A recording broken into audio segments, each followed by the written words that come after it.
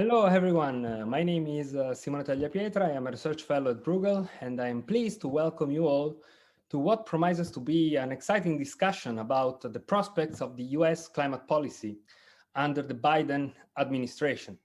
During the presidential campaign, Joe Biden unveiled an ambitious climate agenda, promising to put the United States on an irreversible path to achieve net zero emissions by 2050, while creating millions of well-paying jobs.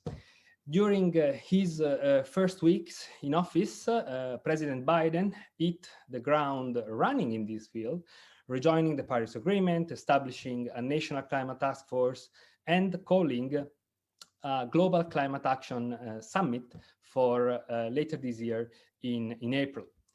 The triple aim of today's conversation is to understand what are going to be President Biden's main climate action, to understand the feasibility of these actions, the political feasibility of these actions, and also to investigate a little bit what will be their international implications. And that is, of course, something that around here in Europe is of our great interest.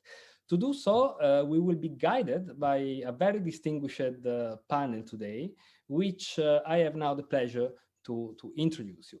So in alphabetical order, we have Jason Bordoff, founding director of the Center on Global Energy Policy at Columbia University, Kate Marvell, associate research scientist at the NASA Goddard Institute for Space Studies, Michael Melling, deputy director of the Center for Energy and Environmental Policy Research at MIT, Robert Stavins, professor of energy and economic development at Harvard University and director of the Harvard Environmental Economics program, and Leah Stokes, assistant professor at the University of California, Santa Barbara. Before going into the discussion, let me remember that you might all ask questions to our panelists simply by going to Slido, and using the code #USClimate. Without much further ado, I would immediately turn to our panelists to start our conversation.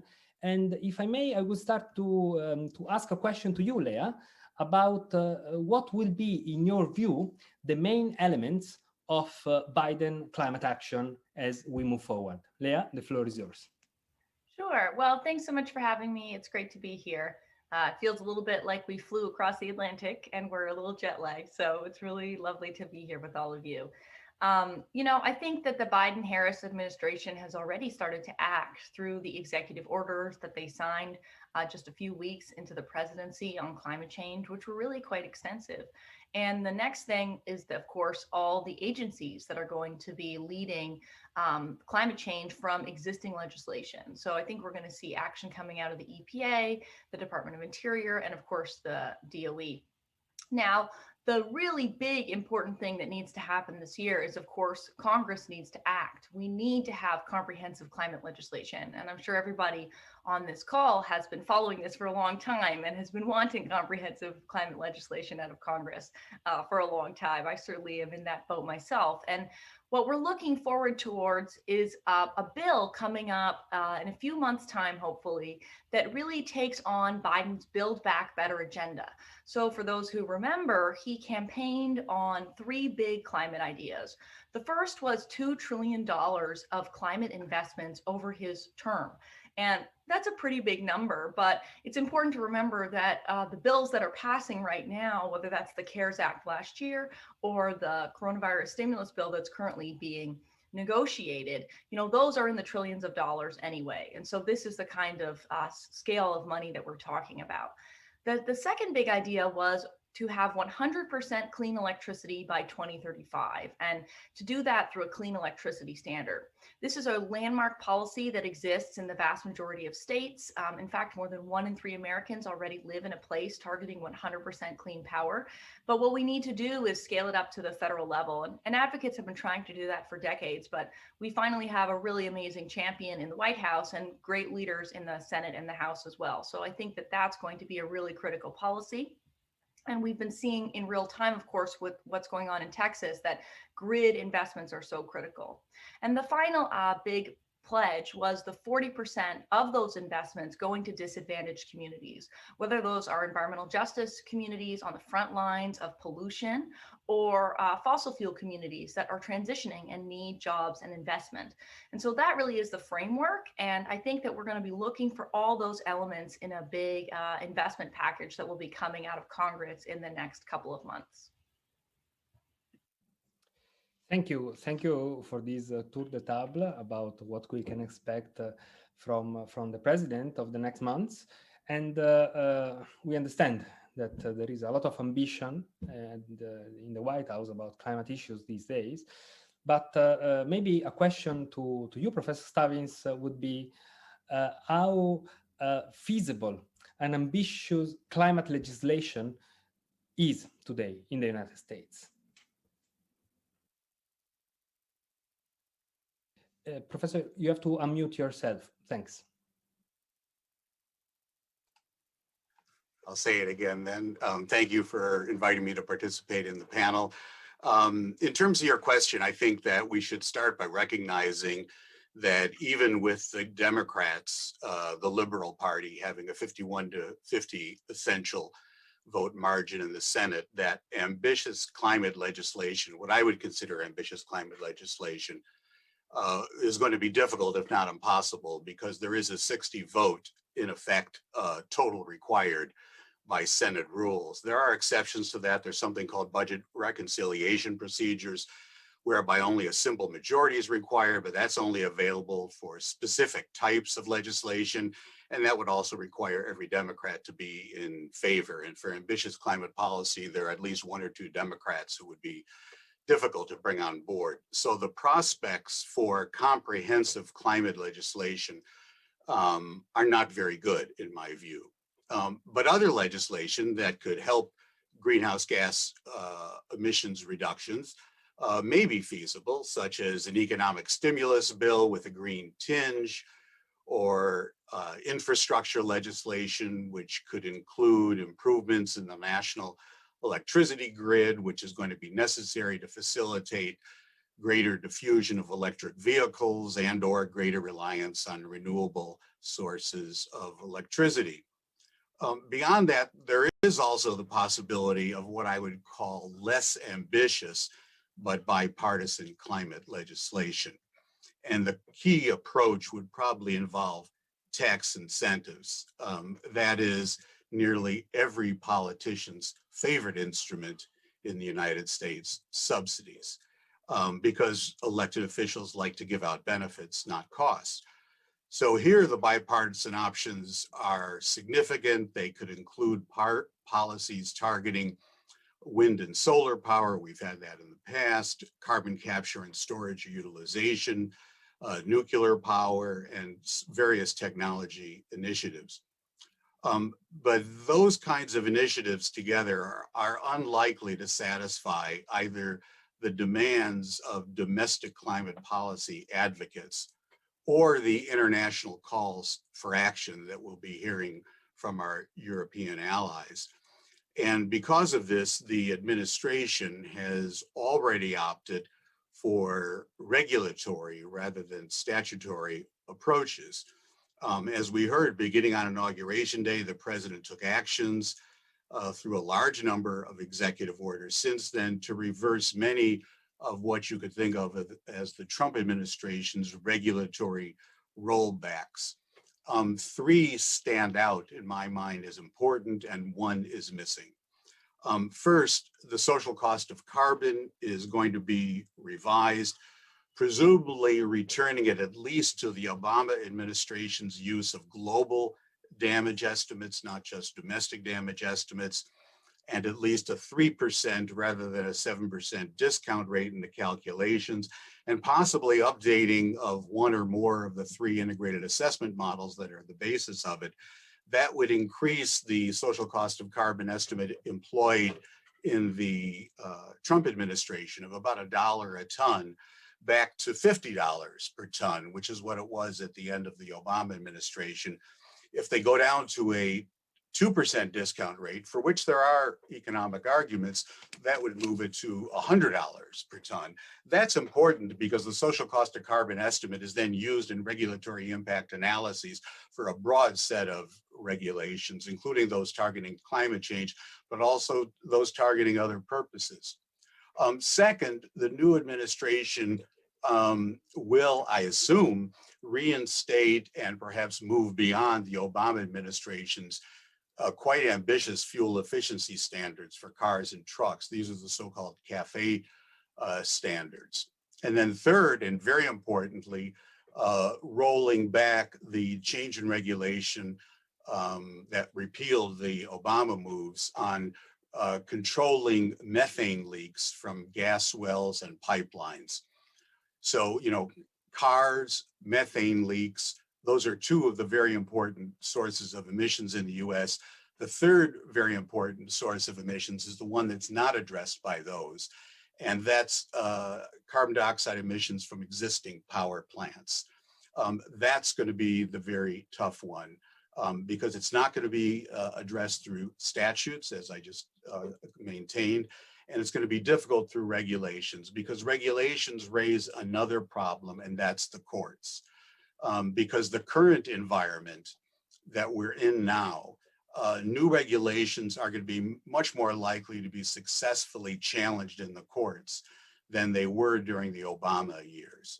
That's partly because of the fact that there are now 228 Trump-appointed federal lower court judges, but perhaps more importantly, it's because of the Supreme Court having a 6-3 conservative majority and a specific type of conservative majority that's likely to favor literal, narrow readings of statutes, giving executive departments and agencies a lot less flexibility to interpret laws in quote unquote innovative ways. Now, there's much talk of a whole of government approach to climate change.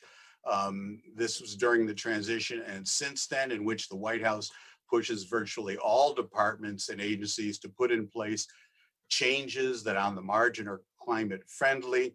The critical question, of course, is what such an approach can actually produce in terms of short-term emission reductions and or long-term decarbonizing of the economy. If it was a Republican administration that came into power, even an environmentally friendly one, and it said, no, we're not going to have major statutes, regulations are going to be hard, but we're going to get every department and agency to move in that direction, and we're going to put climate-friendly people at the second level in all those departments and agencies, environmental advocates would be extremely skeptical and hostile towards that notion. So I think there is reason to be, at least the best would be cautiously optimistic, but I think I'm relatively skeptical, at least for the time being, of what that approach can really achieve. Now, of course, the administration might find ways that I can't think of. They're smarter and more creative than I am, ways to break the congressional log jams. But I'll tell you, my greatest source of optimism is not from any of that. It's from nothing of what I've said. It's rather that this administration, the Biden-Harris team, in very sharp contrast with the Trump-Pence administration, appears to be embracing and enthusiastic about embracing scientific and other expertise across the board. Whether that means the best epidemiologists and infectious disease experts designing an effective rapid strategy for COVID-19, or the best scientists, lawyers, and even economists to design sound climate change policies that are also politically feasible. We'll see what happens. Thank you, Robert. And I think that you raised many points which we could address further during our discussion later on. Before doing that, let me turn to Jason and maybe start to also look at a little bit the international dimension here. And Jason, if you allow me, I would like to ask you, what do you think is the significance of the Biden administration's decision to put climate change at the center of foreign policy? And what are, in your view, going to be the main international implications of Biden climate action? Yeah, thanks. It's good to be with you and be with so many friends on this panel and even Columbia colleagues.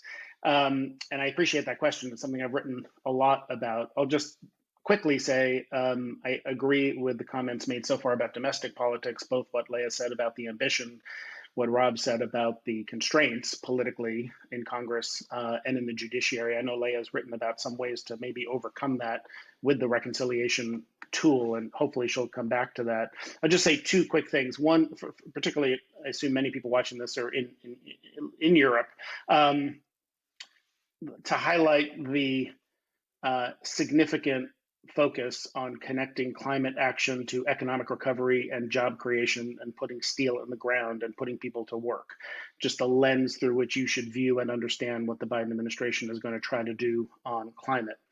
That may have, as we saw with the executive order around requiring or trying to get the federal vehicle fleet to become electric, the inclusion of things like Buy America provisions. And I just think from the trade dynamic perspective between the US and EU, that's something for people watching to be cognizant of. And the second thing is what Leah said, that the key focus would be something like a clean electricity standard. I think that's important because the sort of a primary tool that the European Union is using is a market-based instrument, a carbon price. And while that was the focus of a lot of ambitious climate legislation discussion in the US, that is less so now, including in this administration among Democrats and among the environmental community. So there's more of a difference there in terms of how the US might move forward and what Europe is doing. I just wanted to flag those two things for people watching.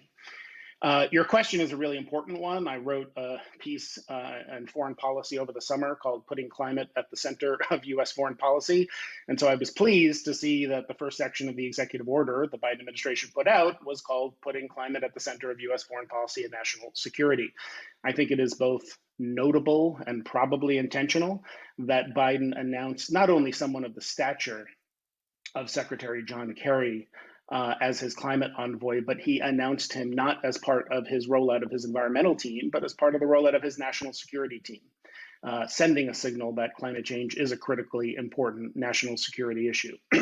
We've already seen some of how that will play out. Obviously, rejoining the Paris Agreement on day one, that was sort of just table stakes. And now the question is, how do you go much, much further beyond that? One piece of that will be elevating ambition. That'll be a clear focus. And Secretary Kerry's already indicated that over the course of the year leading up to the UN meetings in Glasgow. I should note that this ties back to the conversation Leah and Rob were having about what can be done in the US domestically. The ability for us to elevate ambition will be dependent on our own ability to put an ambitious NDC, an ambitious emission reduction target on the table. People will be looking for something like 45, 50% by 2030, I suspect would be some measure of ambition. We can debate that. I don't think the full suite of everything contained in the executive orders, what can be done with executive authority and say government spending through an infrastructure bill, and even the scope and scale of that infrastructure bill is uncertain at this point, doesn't get you all the way there. It can do a lot, but there is going to be a gap that the administration has to grapple with in terms of what it can do absent major congressional action of the sort Rob and Leah described, and what it looks like to put an ambitious NDC on the table to use, which I think they've said will probably come by the Leaders Summit in Earth Day in April, and then use that ambitious NDC to work for many months up to Glasgow to elevate ambition among everyone else. I would just add to that, elevating ambition is a necessary but not sufficient condition. We should remember that most countries are still falling short of meeting their Paris targets, nevertheless promising to do more. So I think an important focus of US foreign policy through technical and financial assistance should be a strategy to help countries get on track with meeting their Paris goals, nevertheless going further. And we can come back to talk about some of the ways that the US can do that through different multilateral tools, Development Finance Corporation, and the rest. There will be a big push, I think, on international cooperation on R&D and on technology. My former Columbia colleague, Varun Sivaram, who's now working on Secretary Kerry's team, wrote a roadmap for us at the Center on Global Energy Policy about what it would look like to go big on clean energy R&D. That I hope is in the process of being put in, something like that is being put into effect. As Bill Gates' new book reminds us, we're going to need more innovation. We're going to electrify a lot of stuff, but not everything. And according to the IEA, half of the cumulative emission reductions between now and 2050 in a net zero scenario come from technologies that are not yet commercially available. So there still is a lot of innovation to do, even while there's a lot of work to do to deploy what we have today and what we know works. So you heard the phrase from Rob, a whole of government approach. You're going to see that in foreign policy, I think, as well, in a way we really haven't seen before. You're going to see probably, there's reports, you'll see a senior person put into Secretary Yellen's team at the US Treasury Department. Samantha Power coming into USAID, the US Trade Representative. You're going to see many parts of foreign policy used in ways to drive climate action through tools of international economics and through tools of diplomacy. In trade, I suspect there'll be some return to more norms of the WTO than we saw in the prior administration, but that may be combined with WTO reforms that allow goods and services alike in other respects to be treated differently based on carbon content, or to expand the scope of permissible subsidies that target clean energy. I think there'll be a hope that there'll be close US-EU cooperation and coordination on something like what the EU is planning to do with a carbon border adjustment. But again, that ties back to, can we be ambitious enough with domestic action? Because the EU will, I think, welcome the US back to the climate table, but has high expectations for what it needs to see from us and what ambition looks like in order to be part of, not subject to, a carbon border adjustment. And that's particularly challenging if they're using a carbon price instrument and we're using other types of instruments. I mentioned Treasury. There's a number of tools in international economics beyond trade, multilateral finance, huge opportunities. The US now has the Development Finance Corporation, which is a more powerful tool than its predecessor, OPEC, to target toward clean energy. Electricity is already a critical development need. Half of development finance is about electricity access. And you already heard Secretary Kerry talk about holding China accountable for coal projects through Belt and Road. Well, you can't beat something with nothing. So if we want emerging market countries, say in Southeast Asia, that are rapidly growing their energy use, to do so in lower carbon intensive ways, we need to be working with European partners and others to put economically viable, financeable, and cleaner packages on the table for how to meet that energy need. Development assistance, I'm sure you'll see the US try to fulfill its original commitment to the additional $2 billion in climate assistance to poor countries, but it could go well beyond that. After COVID, we're going to have a discussion, I think, about debt relief to many countries around the world, and whether kind of like debt for nature swaps in the 90s, you might start to see discussion of climate being part of discussion, commitments to take climate action as part of debt relief negotiations. So there are a number of ways in which I think climate will be integrated into foreign policy, and not only focused on climate. The last thing I'll say is integrated into all aspects of foreign policy. So climate not only as a problem to solve, but as a problem that can affect the success or failure of other foreign policy goals like security and stability. A strategy for stability in Iraq, for example, can't be effective if it doesn't consider the impacts of water scarcity and heat waves on the Iraqi people, or the loss of Iraq's oil revenue as climate policy gradually erodes oil demand. Similarly, the US efforts to counter terrorism, say in North Africa, may prove fruitless unless officials consider climate impacts on desertification that may make local populations more vulnerable and open to terrorist promises. There's a lot of ways in which climate, like some other issues of non-proliferation or human rights, needs to be integrated and woven into many other aspects of national security and foreign policy, and I hope they will move in that direction.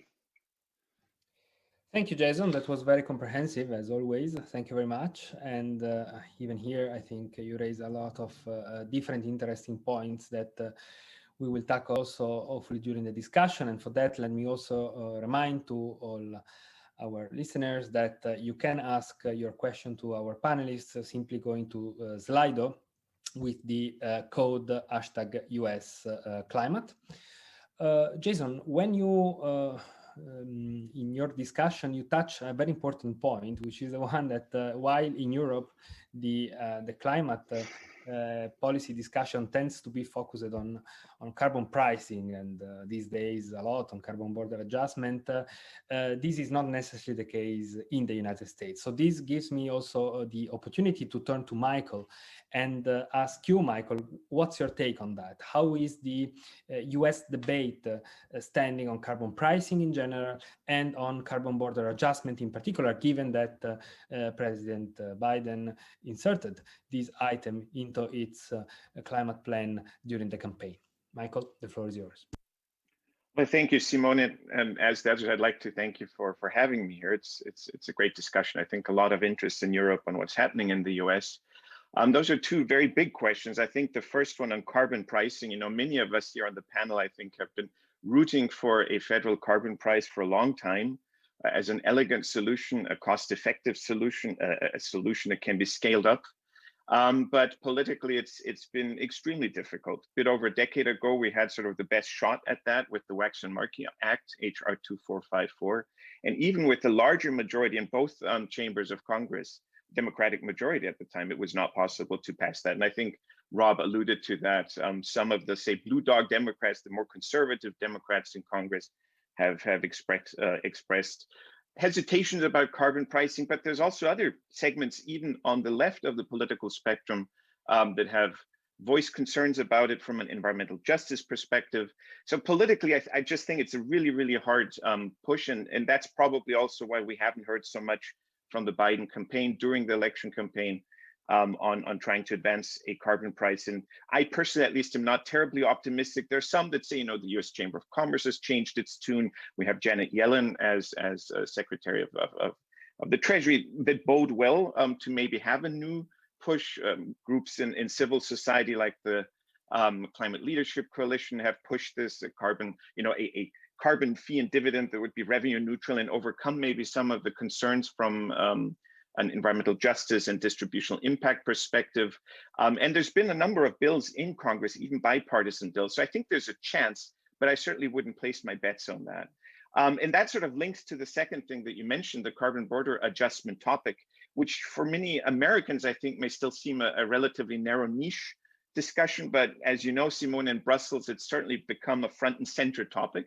And I think it's useful to briefly dive into a little bit more why this is being discussed, especially in Europe, but also an emerging discussion in the United States. And it has very much to do with industry and so decarbonizing industry, and the fact that, as Jason reminded us, you know, there's a huge heterogeneity of climate efforts, of climate ambition. If you look at NDCs, if you look at the actual implementation of NDCs around the world, which brings in sort of this discussion about an uneven playing field and competitiveness concerns. The thing is, rightly so, a lot of the discussion is focused on electricity and transportation, so energy at large, if you like.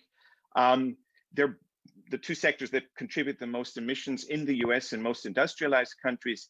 And what's really encouraging there is that, you know, the technology, the options to decarbonize these sectors have moved down, have progressed down the technology learning curve quite a bit. So many of these options are becoming competitive. There's still a lot of obstacles to overcome, no question, but we see sort of a pathway towards decarbonization. Industry, it's a bit different. So first of all, a lot of the technological options that we need to decarbonize, to fully decarbonize industry, are still much, much higher up on the cost curve, especially when you're talking about process emissions, say in cement, say in the chemical industry, et cetera, which you can't decarbonize by switching, for instance, to industrial heat with electrification. So you're looking at much more advanced sort of cutting edge technological options. They are being tested, there are pilot projects, but they're much costlier. Another thing that's really important with industry is that the goods are traded globally in very highly competitive markets. Just an example, aluminum, in fact, you know, the price for base metal is determined by the London Metals Exchange. It's a global reference price. And so you're competing with narrow margins on these globally traded goods. And so one of the problems you have, if you increase one cost factor, namely carbon compliance costs on these industries, there's this concern that you'll impair their ability to compete on global markets, that they may lose market share. Of course, it's complex. I mean, there's labor costs, there's transportation costs, infrastructure, energy costs, and so on. But carbon costs are a feature, especially as we start looking at much more ambitious policies. And this is politically, of course, a huge, it's actually sort of a perfect storm. You could, you worsen your trade balance, you could lose GDP, you could lose jobs, but it's also an environmental concern, because what you might see is outsourcing, offshoring of emissions intensive industry. This is not a fiction, I think. I mean, years ago, it may have still been somewhat more hypothetical, but I think we're increasingly starting to see this effect. If you look at countries like Switzerland or Sweden, they actually already import more emissions embedded in goods that they consume in those countries than they emit in their own territory. For the US, it's about 8%. If we counted the emissions embedded in goods that we import to the US, it'd be about 8% more than we actually count currently.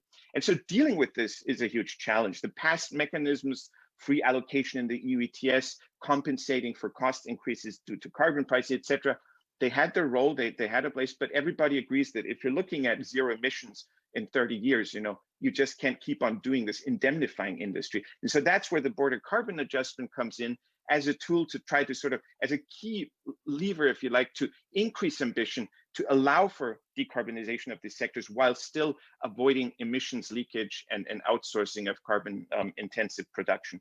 This is something that's been discussed for many years in Europe. For over a decade, the French government in particular has proposed it, but it never really sort of got traction. There were concerns about disrupting climate negotiations, concerns about, from export-oriented nations like Germany of antagonizing trade partners.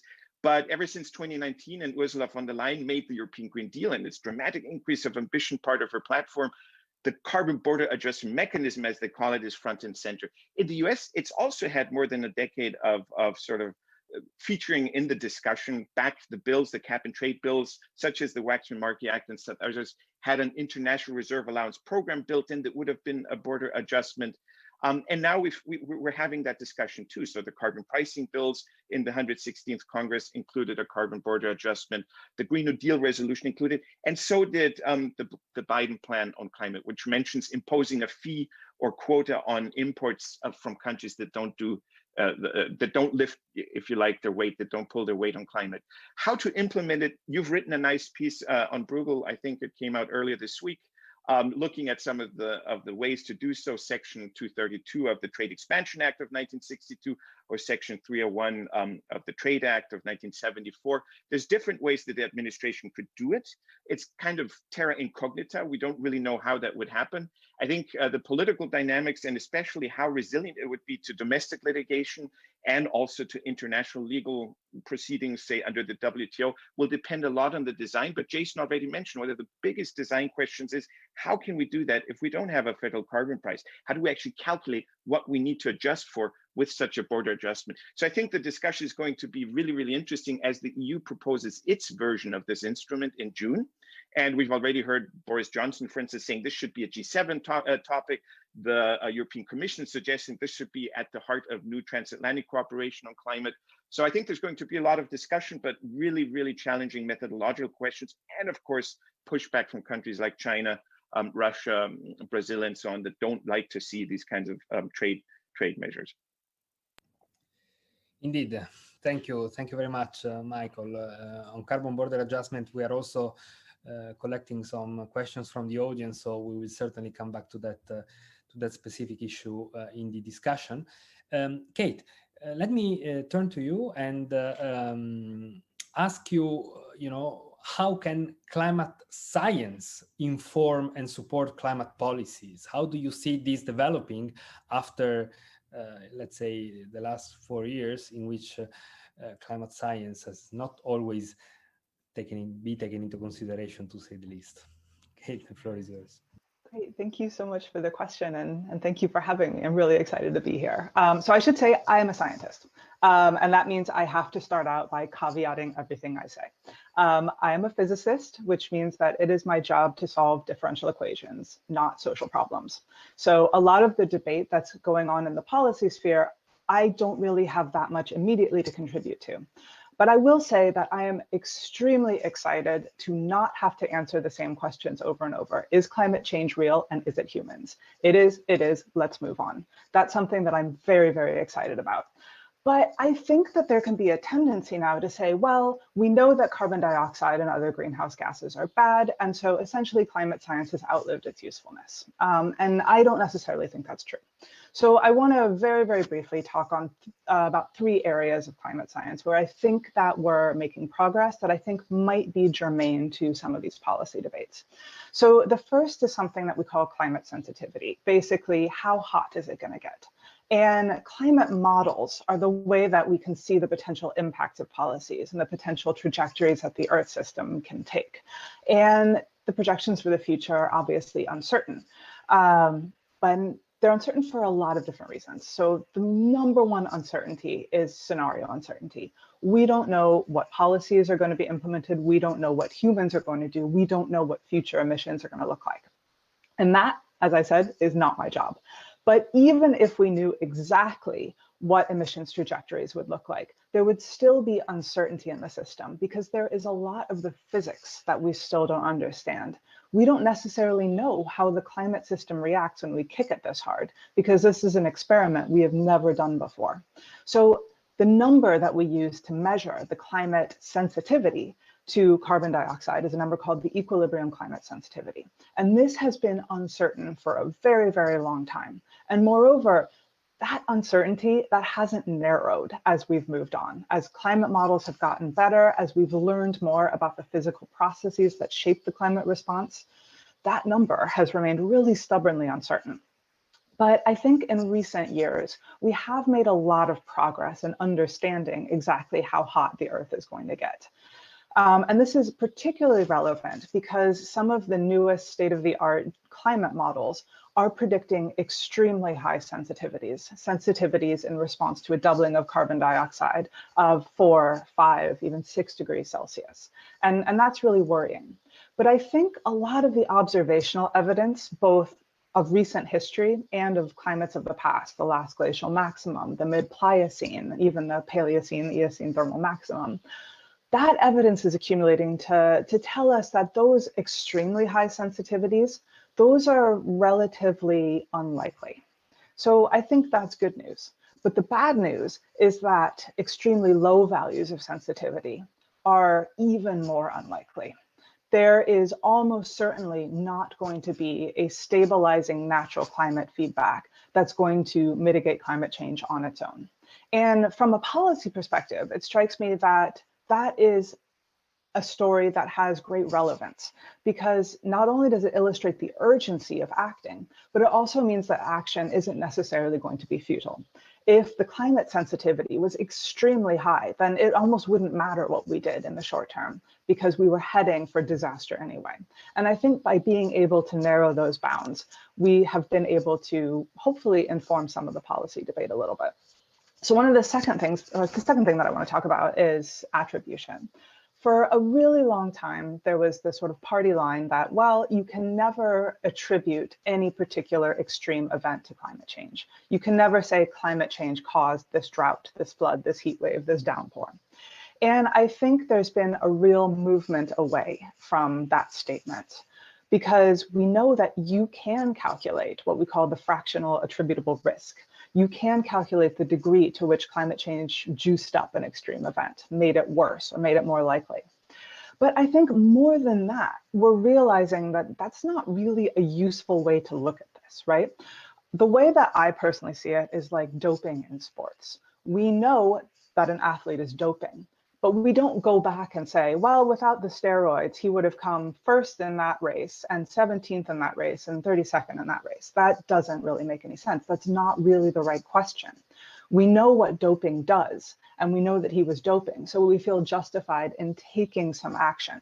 And we have a very robust physical understanding of how climate change affects the frequency or occurrence of some extreme events. We know that warm air holds more water vapor, so we expect heavier downpours. We know that warmer air is thirstier air. It drives more evaporation away from the surface, so we expect more droughts. There is an incredibly robust connection between heat waves and a warming world. So I think we're making a lot of progress in thinking about attribution of extreme weather to climate change.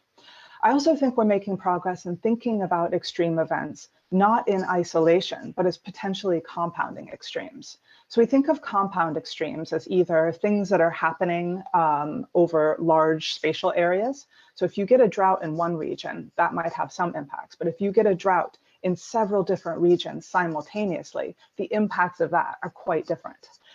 You can also have multiple events bunching up in time. One heavy downpour may be bad, but a heavy downpour followed by a heavy downpour followed by an even heavier downpour, that can really stress existing infrastructure.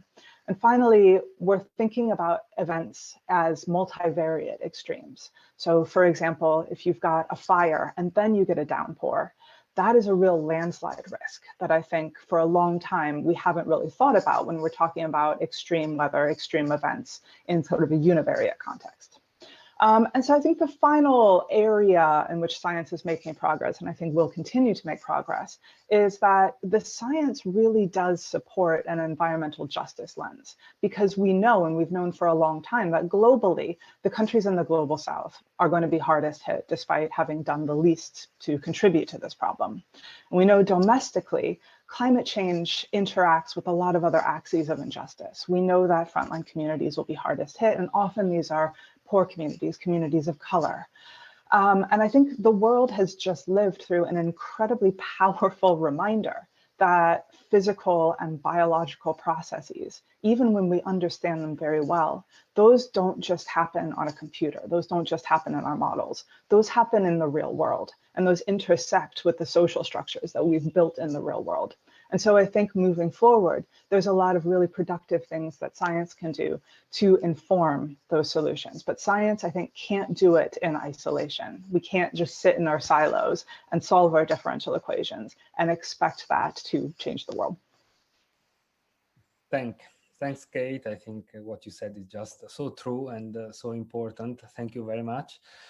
And with this, we can, I think, jump immediately into the discussion among us and with our listeners. And maybe to start, I would like to turn to Leah and since at the very beginning, also thanks to Robert, we also mentioned the issue of the budget reconciliation procedure. And you have been doing some work in this space recently. So why don't you share with us your thoughts on this important issue as far as the domestic developments are concerned? Yeah, thanks so much. And really enjoyed everybody else's comments as well. So, you know, when I talk about the climate bill that's coming, I'm talking about using budget reconciliation. And so what is that? So basically, the United States each fiscal year can use a process called budget reconciliation, which, as Robert mentioned, just requires a simple majority, does not require the supermajority, that is the 60 vote threshold that's necessary because of the filibuster. And so because the Democrats control the White House, as well as having 50 seats in the Senate and have control over the House, they can use this process. And it happens to be the case that the Republicans didn't use it last fiscal year. And so right now, the COVID bill is being passed on the previous fiscal year's budget reconciliation process. And the idea is that the infrastructure, climate, clean energy process will come in the next bill. And so the question that I've been working on for since May is how can we advance some of the really ambitious ideas that Biden has put forward in a budget reconciliation process. Now, investments, whether that's the $2 trillion number or the 40% number that I mentioned, those are pretty easy to fit into a reconciliation bill because the basic rules are that it has to be about revenues from the federal government or expenditures or affect the debt, and that you can't put a lot of things that have a lot of regulation involved, what's called sort of merely incidental, that this is mostly a regulation and the expenditures or the revenues are kind of merely incidental to the regulatory approach. And this has to do with something called the Byrd Rule. So we have to think about ways that we can adapt an idea like a clean electricity standard to the budget reconciliation context. And myself and many other people have been working on that.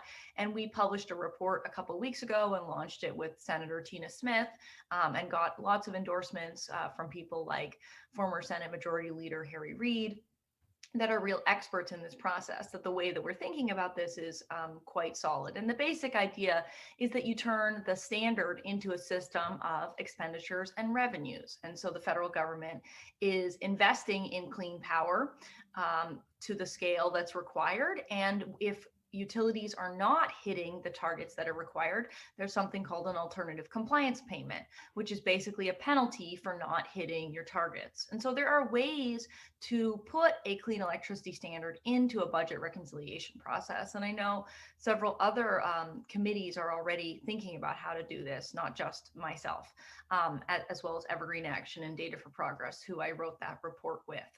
So I think that there's a lot of creativity in how we think about how we can pass legislation. And I would say overall that I am extremely optimistic about the window before us. I think that the organizing from youth groups, from environmental justice advocates has been so powerful for the last several years. And the concern about climate change amongst the public and critically amongst our elected officials is at a level that we've never seen before.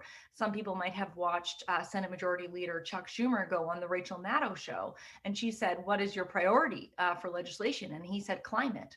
And he talked about his Clean Cars for America proposal. He really made a lot of the interview about climate change. So that's quite unprecedented to have somebody leaning into this so heavily. And so I'm extremely optimistic. And I will say too that it's not just going to be tax credits this time.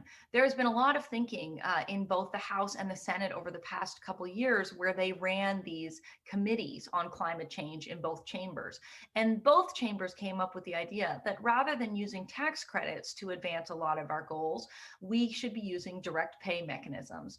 This was done already through the Recovery Act, through the 1603 grants program. And the idea is to turn something like the production tax credit into a direct pay mechanism. And I think that could help accelerate some of the progress. There's some modeling out there from various groups that suggests that that can put us on a trajectory. What we're trying to hit is, of course, 100% clean power by 2035, but 80% clean power by 2030. And the modeling suggests that that puts us on a pretty good trajectory out until about 2027. So we need something like a standard to really get us all the way where we need to go. But these very big investments, which do not need to be done through the tax code, can get us a lot of the way there. So I'm very optimistic overall. I do think that we have a huge window of opportunity before us. And, you know, one of the sad things, of course, that's playing out in Texas right now is a lot of misinformation about how somehow wind turbines or the Green New Deal are causing this crisis, which when of course it's large amounts of fossil gas infrastructure offline and frozen, much like large amounts of fossil gas infrastructure was offline during the heat wave in California in the summer. So these gas plants are struggling under climate change. But another way to interpret the lies that the governor of Texas and many other Republicans are putting forward by blaming the Green New Deal and these things that literally don't exist, so they cannot be responsible for the crisis, is that the Republicans are feeling threatened, that they understand what is coming down the pipeline. They understand the clarity of action that is coming out of activist movements, the environmental movement, as well as the Democratic Party, which controls the White House, the Senate, and the House of Representatives. And I would say too that even some senators like Joe Manchin, who has said, for example, that he does not support carbon pricing, he has been far more open to something like a clean electricity standard. So I think that there are ways to make sure that the climate bill is really about jobs, including in communities that have been underinvested in or in fossil fuel communities in transition. And I think Jason, when he talked about the way that the Biden administration has been framing this, was so spot on, that this really is about economic opportunity and job creation, and that those resources can be directed towards parts of the country where senators on the Democratic side might be concerned about the transition. So I feel more optimistic than I have felt in a very long time. And I did live through the Waxman-Markey experience. And, you know, all of us were really excited at that moment. And it was very sad to not see that get across the finish line. But I feel like we are just at a moment that is as big as that moment was. And that, you know, we've got a lot of potential for action in Congress in the next few months. Well, thank you very much, Leah, and I think it's good to also see that there can be optimism on the domestic implementation of this climate ambition on the US side, which is something that we also see in Europe these days, and hopefully the two forces can also converge, and as Jason was also mentioning before, even cooperate at the global level to foster these further with other countries. And maybe I would seize the occasion to raise a question that was given by Mark Cliff, a question regarding China. Maybe Jason, you can also, if you want, answer this. And the question is, how do you view the Biden administration's approach to China on climate change, notably in relations to carbon pricing or renewable technology? Yeah, thank you for the question. I think, well, look, you can't make progress on climate change without cooperation with China and without significant reductions in China, not only because of the scale of their emissions and coal use and the growth in energy demand there, but also what they're doing elsewhere in terms of investments around the world and what direction those take. So this is critical. The U.S.-China relationship is not in a great place right now for a host of reasons that are not about climate change. Human rights issues, trade issues, cybersecurity issues, intellectual property issues. There are a lot of difficulties and tensions in the US-China relationship that are going to need to be addressed by Secretary of State Blinken, by Jake Sullivan at the NSC, and others. You heard Secretary Kerry, our climate envoy, international climate envoy, talk about compartmentalizing climate in our diplomacy with China. The idea being that we can separate climate as an issue we can work together on, even while there's push and pull and tension and pressure being applied on these other things. So I think that's what the Biden administration is going to try to achieve. I think the question is whether China views the world the same way, and whether when you show up in Beijing and say, we want to see increased ambition. They obviously have a net zero, they put out net zero by 2060, which is an ambitious target. What we need to see is whether the action in the near term gives us confidence that that 2060 target should be taken seriously. Their 2030 target didn't change too much, and we want to see what's in the next 5-year plan, which will tell us a lot about the trajectory that China is headed on, as well as how they're thinking about international investments, say through Belt and Road. But when there's a diplomatic dialogue that says here's the things we would like to see on climate, is the response to say, okay, but here's where we are on human rights and other issues. I think there's reason to be optimistic it can be done, in part because in China, they do take the problem of climate change seriously. And that's not to say they're not still building coal plants both at home and abroad, and the trajectory is concerning in that regard, and they're just growing their economy still quite rapidly, although not as rapidly before. But if you talk to senior people in the Chinese government, they are listening to the science. They understand that this is a problem they need to deal with, as well as concerns over local air pollution. So I'm cautiously optimistic it'll be possible to have a productive dialogue with China on climate, even while all these other tensions are there. Yeah, thank you, Jason. And I think that this sort of an approach was also outlined, by the way, last year by Joe Biden in a very insightful article in Foreign Affairs, where he really clarified how climate is one of the issues in which there can be an engagement between the US and China. Look, there are a number of questions concerning the issue of carbon border adjustment. So, of course, so I would perhaps give the opportunity to either Robert or Michael to come back to this issue also, Leah, eventually, on this issue of carbon border adjustment. And Sarah Jackson is notably asking, Biden had a carbon border adjustment in his climate plan, and can the US pair a carbon border adjustment measures with emissions standards for industry, as in outside of carbon pricing? So You should take it. Robert? I don't care. Do you want to go first, Michael, or I can? Doesn't matter to me. Rob, I think it's ultimately it's a lot of economics in that question. So I think you'll probably have the better answer. I'll maybe just preface by saying the challenge there is, abatement costs in industry are, of course, highly heterogeneous. And if you don't have a carbon price, you don't levelize the abatement costs. So you don't really know what producers as a whole.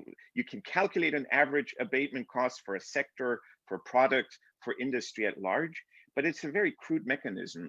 For one, because some will be, of course, more carbon intense or have higher abatement costs, others lower abatement costs, and so you're penalizing some and you're giving almost like a windfall profit to others if you implement a CBAM or BCA on that basis. And it also probably will be much more challenging to pass muster under the WTO with that. So while it's methodologically doable to try to come up with some sort of crude proxy for what the actual effective carbon charge or rate is in the sector, I think that there's still a lot of administrative and technical and legal questions that raises. That would be what I'd have to say on that.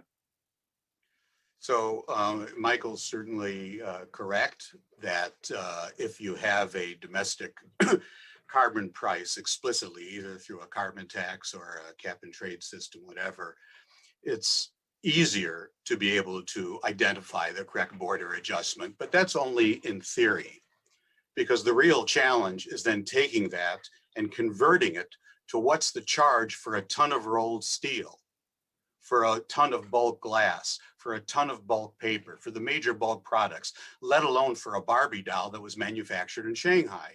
So it is extremely difficult, particularly with international markets now, where in the process of producing a product, 7 different countries easily may have fed into the manufacture and assembly of that project in South Korea. So I don't want to leave the impression for our European colleagues who are very enthused, I know, about border adjustments, to think that it's easy, even if you have a domestic, or in the case of Europe, a regional carbon price. There's an additional concern, but let me say the positive part. There are very few instruments one can think of that would provide strong incentives for other countries who are not participating to participate and take on targets. And that's why border adjustments are very attractive. And so, people have talked about them for years. But there's the danger, there's the tremendous danger of putting in place a carbon price, which can easily become environmental protectionism. And then that putting not a dagger, but some sandpaper against this 50-year structure that's led to the World Trade Organization and the international trade regime. And so we need, we should always, in public policy, we're always concerned about unforeseen and unintended consequences. And with border adjustments, there is the possibility of doing harm to international trade, which in terms of most measures might be worse than what had been accomplished through it. So I don't blame the Europeans for doing it. As was previously pointed out, the Waxman-Markey legislation had an import allowance requirement on bulk products, which is the same thing as a border adjustment. But I really think that one should proceed with great caution. Jason, do you want to also comment on this specific item? Because, I know that you have to leave in us in 2 minutes. So where do you see the fundamental items in which the EU and the US can cooperate on climate? Is it carbon border adjustment? Is it technological cooperation? Is it something else? Yeah, and I apologize that I need to leave a bit early from the great discussion. It's really interesting. But look, I mean, US-EU cooperation is essential, necessary on issues of climate. Everything you just talked about, R&D, regulatory structures, standards for clean technology, are areas we're going to have to work together. And a border adjustment is an area we're going to have to work together. Michael talked about what the politics of it is in Brussels. I agree with Rob about the immense difficulty. It makes all the sense in the world from standard, economic standpoint. You want to level the playing field, impose it on imports, potentially level the playing field if exports are going to places without a similarly stringent climate policy. But to measure the carbon content of a car, a roll of steel, nevertheless a car, is incredibly difficult.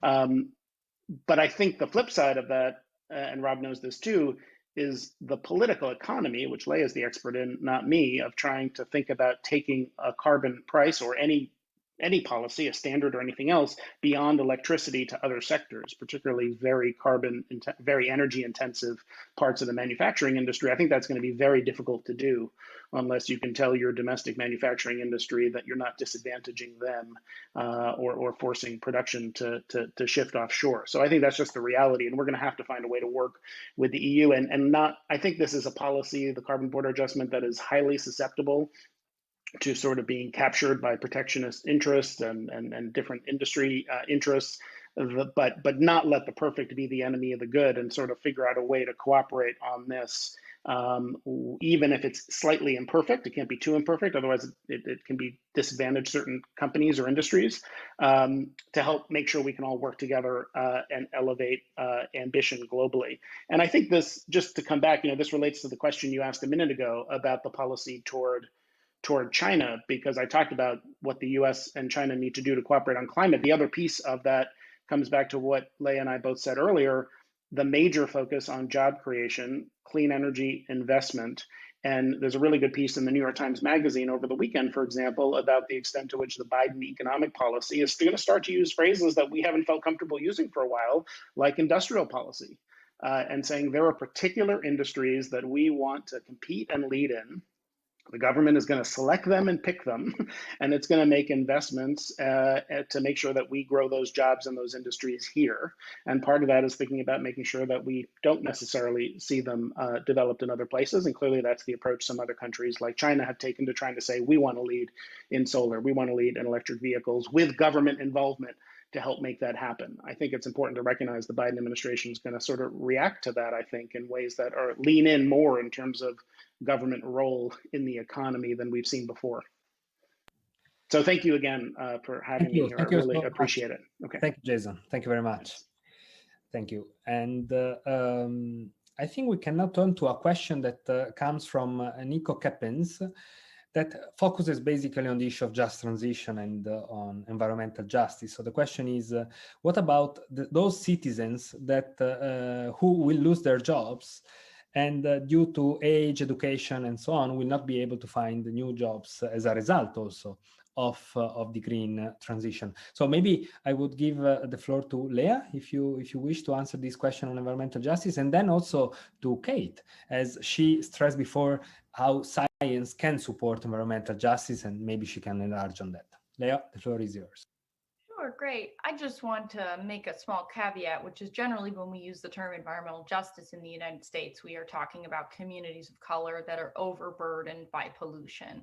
And so this is a justice concern too, in terms of fossil fuel workers in transition, but generally that term and that movement comes out of communities of color and is speaking about the extreme pollution burden on Black, Latinx, and Indigenous communities. In terms of the fossil fuel transition and the communities that are really facing that, I think some of the challenge is that a lot of the reasons why this transition is happening is not just government policy. A lot of it is markets. For example, coal is really struggling to compete economically. The CEO of a major utility company, NextEra, 2 weeks ago said, there is not a single economic coal plant in this country, full stop, period.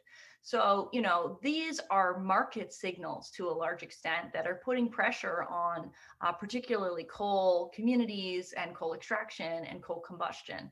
And so it's important to note that this is kind of something that's happening. And there was a lot of reporting under the Trump administration about how they tried to, bail out this industry or keep it alive. And they struggled to even push against these economic signals in a way that was effective. So this isn't primarily about policy, but I can understand that that's kind of a moot point for communities, that they might view it as being about policy. They might view it that way, and therefore to some extent it is that way for those communities. And so I think it's really important that in this bill that we're talking about moving in Congress this year, that there is a lot of focus and investment on communities in transition. And it's important to also note that what fossil fuel companies have been doing during the pandemic, many of them have been in very dire economic straits, and they've been laying off workers during the pandemic. And so we're now actually at a place where I believe the figure is that 3 times as many people are working in sort of the clean energy industry than in fossil fuels at this point. And so there are a good number of people still working in the fossil fuel industry, but a lot of them are being fired by fossil fuel companies right now that aren't really protecting their workers. And because the United States does not really have a robust safety net, that transition is really challenging for communities when companies, fossil fuel companies, kind of just lay them out on the line to dry. And so I think that there's going to need to be a big focus from the Biden administration and from Congress on how do we make sure that these workers have protections, have a social safety net, know that they will be able to continue to put food on the table, even if they're at retirement age or something like that. And I think you saw that very much. If you go back and watch the comments that Gina McCarthy and John Kerry made as the climate envoys in the White House, they were extremely focused on this issue. And there was even an executive order that talked about this specific challenge. So I think it really is at the core of what we're talking about with climate policy. We're talking about making sure that investments are flowing to communities of color, as well as to communities in transition. And some of the draft text that I've seen in Congress that's focusing on these issues is really thinking about how do we make sure that these communities in particular are brought along as part of the transition. So I think this is going to be a really big challenge and a really big focus, but I do feel like it's doable. And the reality is that without the government coming and stepping in and creating a social safety net for these communities in transition, they are going to be left hanging by the fossil fuel industry, unfortunately.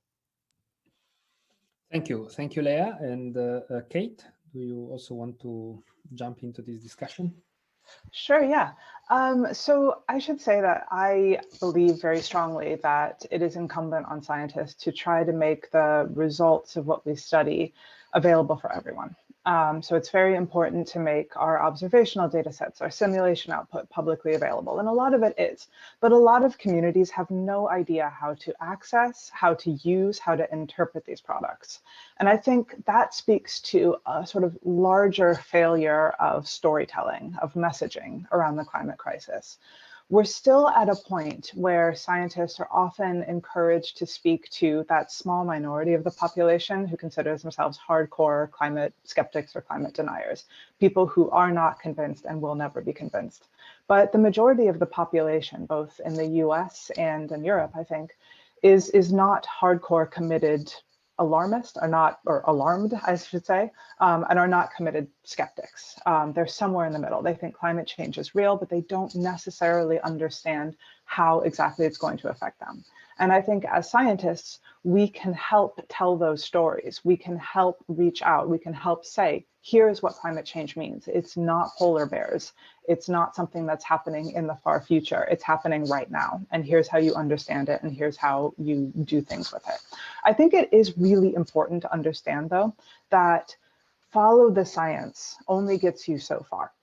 And we've seen this a lot in the COVID crisis, because science can tell you something like carbon dioxide is a greenhouse gas. The coronavirus is a virus, and here's how it spread. But it doesn't necessarily prescribe policy outcomes. And I think once we understand that, once we understand the difference and how to differentiate between truth and lies, we can understand that gray area and we can have much more productive debates moving forward. Thank you, Kate. Robert, I think you also want to intervene, and then you might also have a question to Michael. So please go ahead. So on the just transition issue, I think it might be helpful to our European friends, but also I think to Americans, particularly the younger among us who may not be old enough to remember it, that there really is a very strong precedent for putting in place a policy to help those who are unintentionally harmed by a meritorious environmental policy. And back when I was working with the George H.W. Bush White House on the Clean Air Act amendments of 1990, which was put in place with a cap and trade system, cut sulfur dioxide emissions by 50%, eventually by 80%. It was clear, however, that it was going to be tremendously damaging to what is a little developing country that exists within the United States. It's called Appalachia. And that coal miners, deep shaft coal miners, because of the high sulfur content of that coal, were going to be losing their jobs. which happened, in fact. There'll be a shift in low sulfur coal in the Powder River Basin as a result of the statute, which was great for the environment. And so what we did is at the same time as that legislation went through, there was a simultaneous bill, which the late Senator Kennedy from my state spearheaded, which was a $250 million per year job retraining program for those coal miners, which made a real difference, because this is a part of the country where the notion of labor mobility is an oxymoron. So it was extremely helpful. So there is precedent for doing this. I was delighted to see that the new administration, in one of these numerous executive orders or statements that are coming out, essentially said that they were intending to do something similar to that in terms of job retraining and the like for those that are hurt by the climate change policies. And now, since you were kind enough to ask me, I have a question for Michael Melling. And Michael, I was really intrigued by something you said earlier when you said that if consumption-based accounting rather than production-based accounting were to be used for different countries, for the United States, it would increase the total number by about 8% per year. And I have never heard a number on it before, so I'm delighted to hear that. But I'd love to know, is there a reliable and consistent set of estimates for those percentages or mass-based numbers for different countries around the world, or is it, and what's the source? So it's a good question, Rob. The numbers are actually really staggering. They're interesting. I mentioned Switzerland and Sweden because those are sort of outliers in terms of even, but it's also with least developed countries. In sub-Saharan Africa, some countries also have fewer territorial emissions, lower territorial, than what they import from Turkey, China, and so on in terms of consumer goods. There are a few projects out there that have worked on this. The Global Carbon Atlas, I think, is one that's really been publishing consumption-based accounting for over a decade.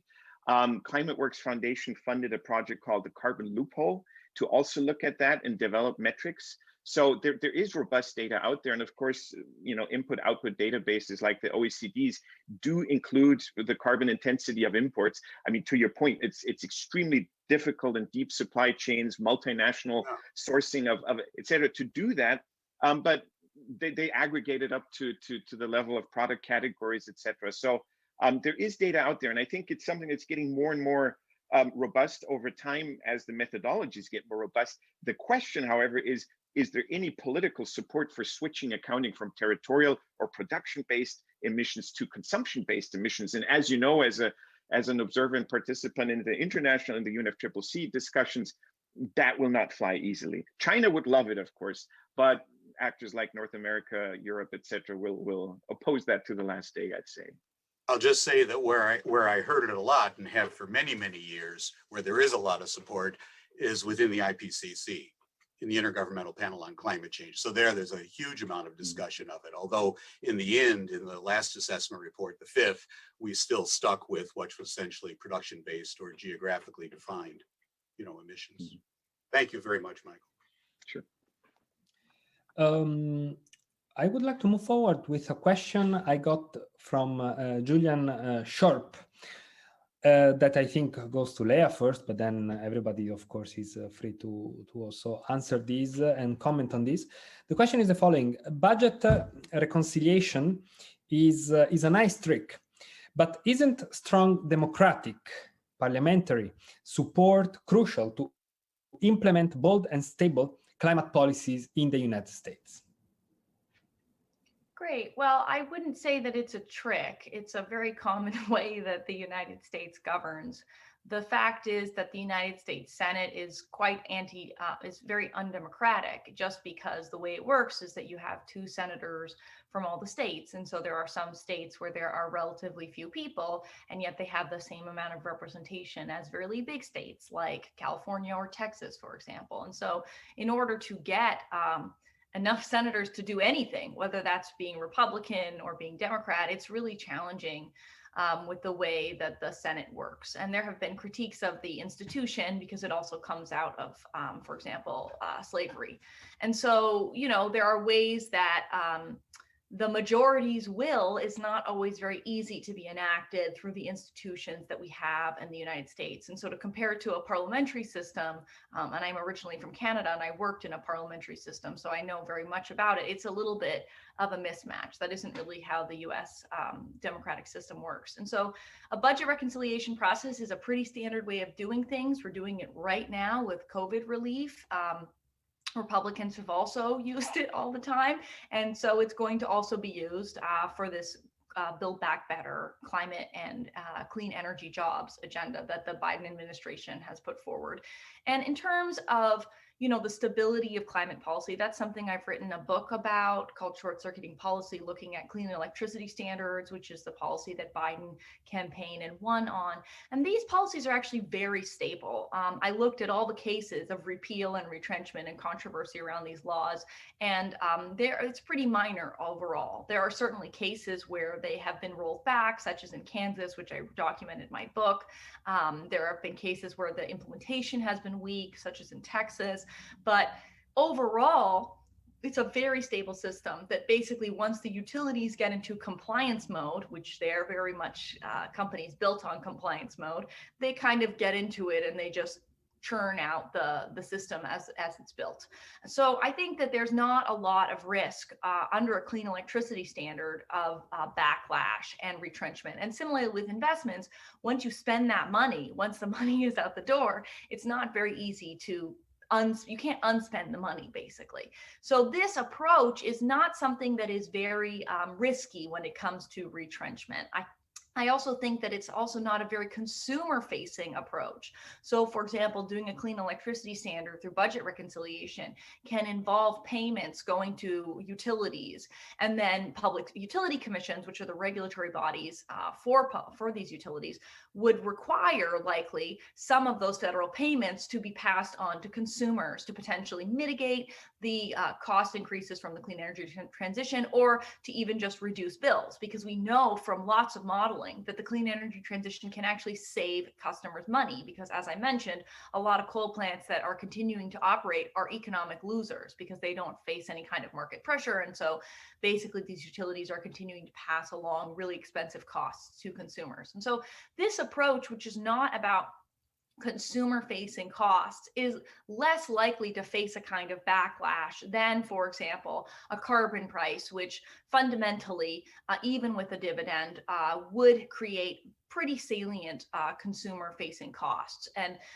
there's actually been interesting research by some of my political science colleagues in Canada, which has a carbon price and dividend. And what they've done is do a longitudinal panel of people before the price goes into effect, once they get the dividend afterwards. And what they find in both actually Switzerland and Canada is that the costs of the carbon price are very salient for people. They're, in giant signs by the road, at the gas station, they're in electricity bills, but that the benefits through these dividends, which in the case of Switzerland comes through the health system, and in the case of Canada comes through the tax code currently, although they're going to now change that to direct checks, that those benefits are not as politically salient to people. And I think that kind of scenario we've seen again and again in carbon pricing policies in many countries, where the costs are very salient and the benefits are not as salient, can lead to the kind of backlash that I think many people are concerned about with climate policy. So my view is that the approach that the Biden-Harris administration has put forward in the campaign, as well as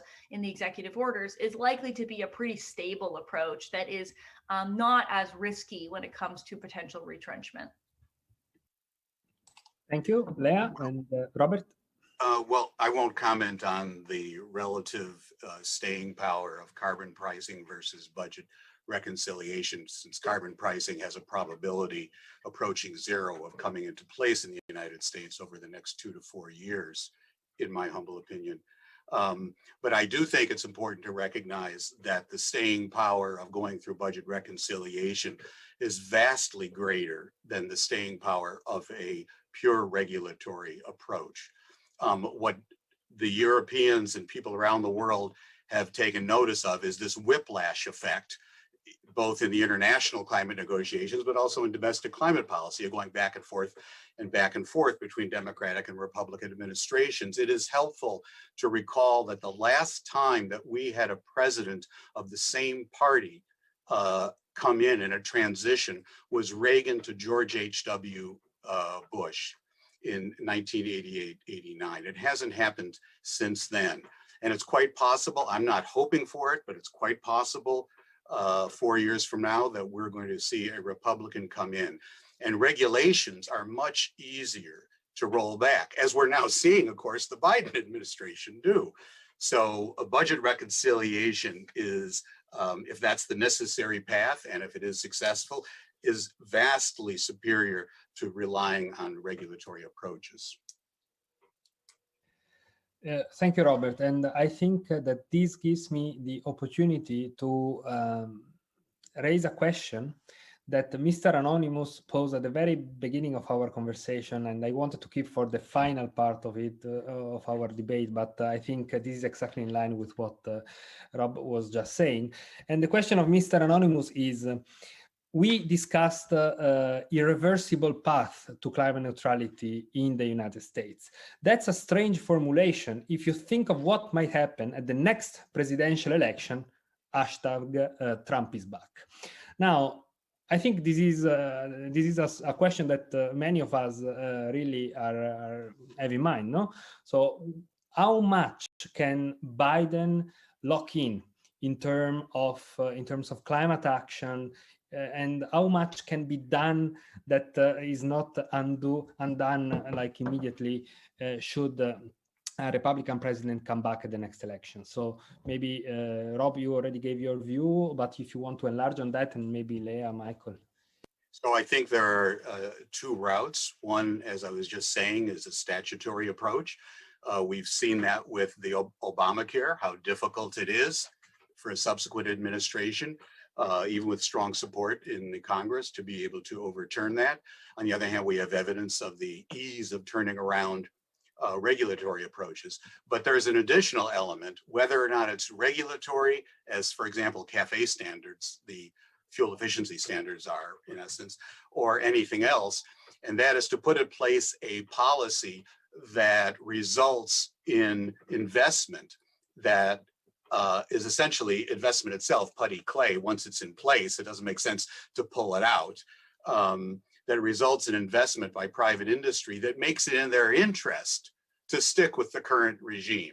So you could certainly think about this if you put in place even something that everyone would hate, like a gasoline tax, God forbid, and any producer of electric vehicles, once they've invested in electric vehicle assembly lines, gosh, they're going to be supportive of keeping that in place. Just a strange extreme example. So that's the other route, is just making it in the interest of compliance entities to maintain the new status quo. Leah? Absolutely. We call that policy feedback. And the basic idea is that the policy itself can reshape the political landscape, and actors can change their interests, whether that's car manufacturers, electric utilities. And I think we're right on the cusp of this happening, actually. I've written extensively and critically about electric utilities, and I have a lot of problems with them. However, I think we're right on the cusp of them realizing that maybe they should take a deal and start to clean up their assets, and that they can maybe even profit off that. And why is that? Because they can electrify massive swaths of the economy. We're talking about transportation, buildings, and even some parts of heavy industry, although Michael gave very good caveats about the extent of the ability to electrify industry. And so interest can shift over time as a function of policy and investments. And in addition, the costs of the transition change over time as a function of investments. And so we talk about the learning curve, which is basically the idea that as we build more of something, as we invest in it, it gets cheaper. And those things cannot be reversed either. So the economic signals when it comes to oil and gas and coal are really not in a great place right now. And I don't think that that's likely to turn around. And so really the policy that we're talking about here with electrification and clean electricity, I do think that electric utilities are going to come on board with that. Similarly, Schumer's ideas about clean cars for America could really shift the thinking of auto manufacturers. Look at the announcement that GM made, right, about their plans. So a lot of these material interests, I think, are starting to shift. Of course, not in the oil and gas sector, but having these kinds of powerful allies will be really important going forward. Where I think the risk is if within statute, in the components of a budget reconciliation bill that have some direction and are regulatory light, so to speak, that discretion between that and those parts of the bill can be places where things can weaken. So I'll just give one example. How do we think about gas when it comes to clean electricity, right? There's a view that gas is a lower carbon source than coal. That's contingent on what our assumptions are about methane leakage. And a lot of these bills that have been put forward on clean electricity standards basically give discretion to an implementing agency to decide what methane leakage is. And we have seen, for example, with the way the Trump administration changed the social cost of carbon, as Robert talked about, that an implementing agency could shift that lever and say that there is no methane leakage when we know that that's not true, for example, and potentially open up gas as a potential cleaner resource. And so that's why I think it's really important that we make these laws as smart as we can at the outset, because implementation really is a moment where policies can be weakened. And we've lived through that very much during the Trump administration. Absolutely. Absolutely. Thank you, Leah. Our time has come to an end, so we only have 5 minutes to go. So I would perhaps try to have a final round among you, the speakers, giving a sort of 1 minute last final message for our audience. And I would go in reverse order from the previous speaking order, and I would start then with Kate. So if you have last message that you feel like giving out on this subject, please. Sure. I think I've talked a lot about uncertainty because that's where I like to live as a scientist. I like to study things that we don't know. But I think it is really useful to stress the remarkable degree of certainty we have. We are certain that carbon dioxide is a greenhouse gas, that methane is a greenhouse gas, and that these greenhouse gases are responsible for the warming trend that we've seen. So that degree of scientific consensus and scientific certainty is incredibly rare. Trust me, I work with scientists. We don't agree on anything. That's good, indeed. Thanks, Kate. Michael. Sure. To pick up maybe on the previous round of questions, first of all, I was raised in Europe, trained in Europe, etc. And so I know that abroad, there's often this preoccupation, focus on what's happening in the Beltway, what's coming out of the White House. That's why the last 4 years were so painful, especially for people abroad, for partners abroad. But there is a lot that's happening regardless of who sits in the White House at the subnational level, at the level of states, of cities, in the corporate sector. And so if we had that hashtag 2024, I don't want to think about it right now, but I think it's important to keep in mind the US is a much more heterogeneous place than, say, a typical member state. And the second thing I wanted to add is, Leah mentioned that already. I think not only can you not unfund and retool, once you've invested in factory lines, once you've invested in assets, etc., you have constituencies that are supportive, but innovation is another thing that you can't undo. And as a German, I recall 15, 20 years ago, there were a lot of people criticizing Germany for investing so heavily in renewables. The cost per ton of greenhouse gases abated was huge. Industrial policy turned out it wasn't very good either. It all wandered to China. But sub-Saharan Africa, India can now really realistically and viably consider a renewable energy electrification strategy because the costs have declined. You do not face leakage problems. You do not face all the politics, the legal issues around constraints like carbon pricing and border carbon adjustments. Technological innovation is shared with the world, and that's where I see a lot of also positive things coming out of the Biden administration. Yeah, on that we often say that the Germans and the European taxpayers in general did provide a global common good on renewables there. Robert, the floor is yours. Well, speaking of Europe, in my conversations with colleagues, government officials, others in Germany, the United Kingdom, Italy, mainly, and of course, Brussels, particularly the European Commission, I have the impression that the feeling among Europeans is that going from the Trump administration to the Biden administration in regards to climate change policy is going from night to bright daylight. My view is just simply to condition that somewhat and to suggest that the reality is going from darkest night to early morning. And we don't yet know what the day is going to be like, what the weather is going to be like. It's an uphill battle. And if the expectations are too high, then there's going to be tremendous disappointment. So wait and see. And 2 years from now, we can come back and we can assess it retrospectively. I think that is a very good idea indeed, and we'll follow up on that in 2 years' time, absolutely. Leah. Yeah, I'm pretty optimistic. I've been working on climate change for more than 15 years now, and I've been living in the United States for well more than a decade and lived through Waxman Markey and all that stuff. And I do feel like we really have really fantastic leadership. When you look at the people that the Biden-Harris administration have been appointing, whether that's to the White House or to agencies, these are people who really understand the stakes and who want to move at the pace and scale that's necessary. And I think combining that executive action with the leadership that we're seeing coming out of the House and the Senate on climate change is going to really be a transformational change. So I'm feeling very optimistic. Maybe you'll have to check back in September, depending on how the budget reconciliation process goes. But I think we have the best shot we've had in a very long time to get climate policy out of Congress. Thank you. It is now here in Europe 6:30 precisely, so we cannot blame the Italian moderator to be late, as Italians always or often are. So I would really like to wrap up and thank you all. First of all, thank you, the speakers, for your participation and for having come and really devoted this time to share with us your thinking about what will be next in this field. Thank you all for following, and hope to see you soon, sooner or later, also in person.